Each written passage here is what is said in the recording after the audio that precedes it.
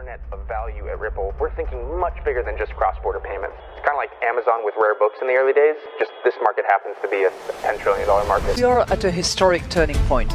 Said in the past that you are doing for money what email did for communication. Moving the whole revolution forward. Take on it. There's trillions of dollars parked around the world. XRP. Is there a possibility that Ripple could take over Swift one day? Well, welcome back, ladies and gentlemen, to another episode of 24 Hours of Crypto. Today is going to be a double-header kind of day because the information we're about to present is spectacular. And soon, when XRP starts blowing up, you know what I've thought about doing with some of the profits? I'm actually going to donate to the mental asylum across the world because the individuals that miss out on this opportunity are going to go crazy and they're going to have to check themselves in. And welcome back to today's doubleheader. Like I said, this is significant. So here is the Digital Pound Foundation. Okay, take quick little snapshots of the names I'm about to list to you here. We have Ripple. We have the Digital Euro Association, where Ripple is a part of, the Digital Dollar Project, where Ripple is a part of, UDPN, that is led by the UN initiative. And if we continue on, we will see Fireblocks. Why is this so important? Because do you remember when I've said this years ago, and if you guys are new, you might not know this, but remember I said individuals were, leaving Ripple, taking their knowledge and putting it into new startups that were doing exactly what Ripple is doing, right? But on a different level.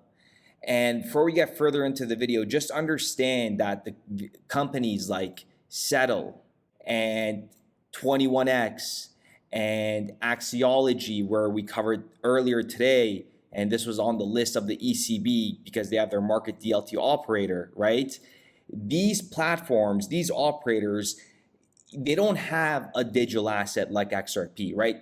And when you look at the XRP ledger from when you zoom out and look at it from a bird's eye view, it's got everything, including that mechanism to move value and reach corridors, to exotic corridors where normally, you can't go to. And XRP opens those corridors. The biggest takeaway is, remember Marjan Delatine, remember what she said? Joined Ripple actually 10 months ago, and I used to work for Swift for more than a decade. And my last assignment was, I was responsible for GPI, that I'm sure you have heard about it.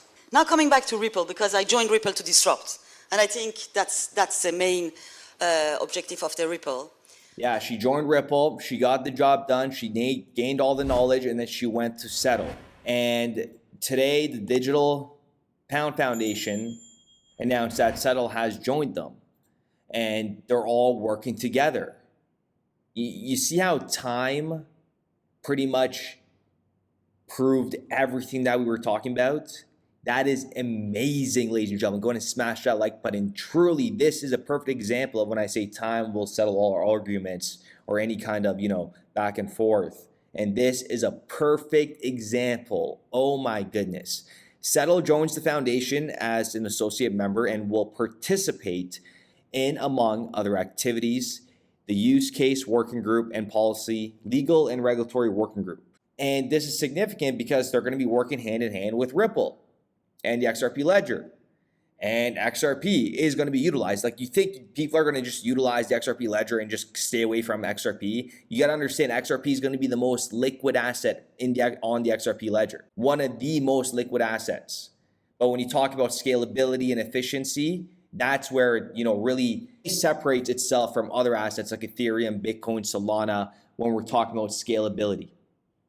And now, take a look at this. So, Marjan Delatine stays previously at Swift for 10 years, comes to Ripple, goes to Settle, gets the job done, and now she is business development at Digital Asset.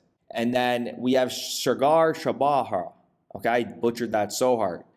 He worked at Ripple for 3 years, gained all the knowledge, and then went to AWS, where Ripple and AWS, they are going to be working together. It's through their technology partners.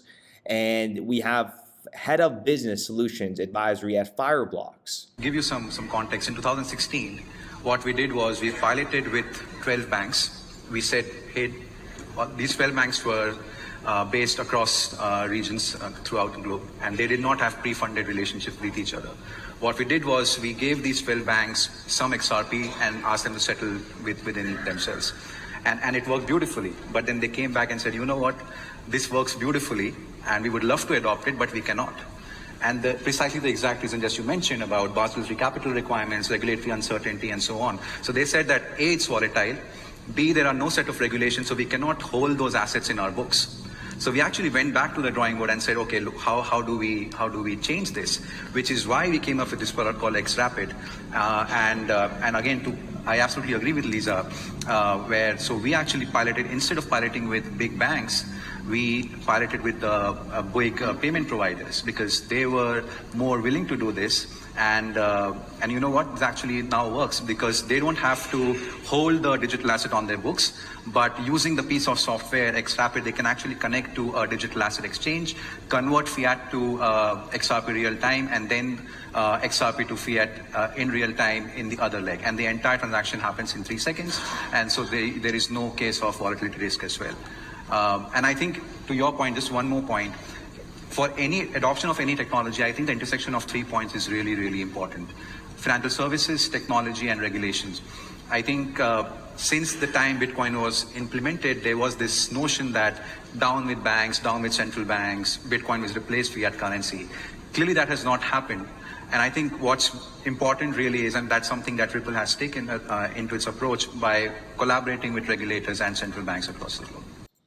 And you see how they all came together and they're all here. And it all started with Accenture. Remember, that was the biggest one that really got the ball rolling. And, you know, all the speculation, you morons, at the time they were saying speculation. We were saying 100%, remember? But again, time did just justify everything that we talked about on this channel. So with that being said, let me know what you guys think in the comments down below. It is indeed a very exciting time to be alive. Earlier, the episode today, crazy stuff happening. A lot of big name players are going to enter the market. They're going to make waves.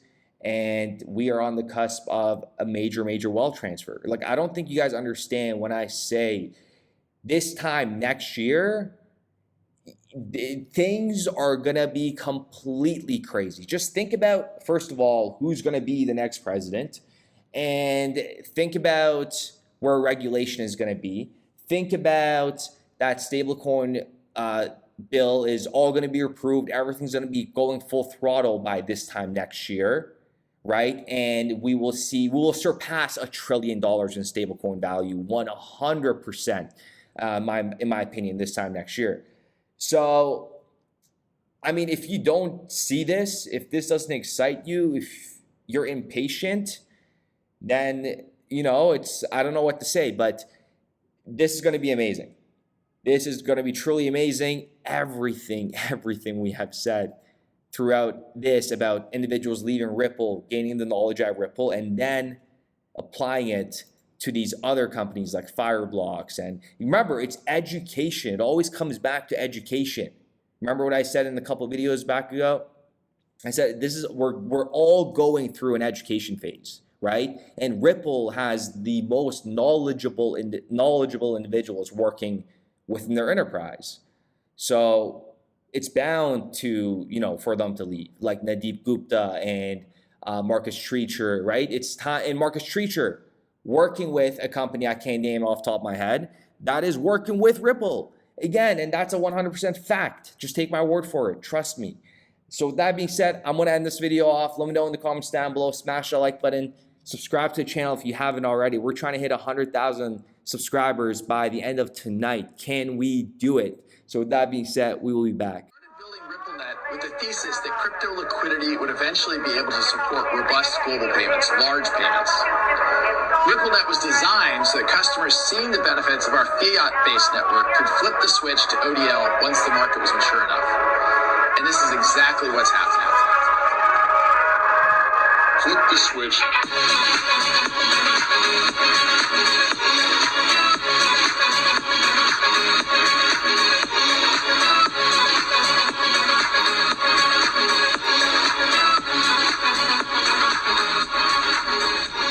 I think what we're building has, it's solving a real problem. And I think all of the tokens, my advice to anybody would be, understand the utility. If there's real utility and there's real value being delivered to a real customer, there will be value in the token.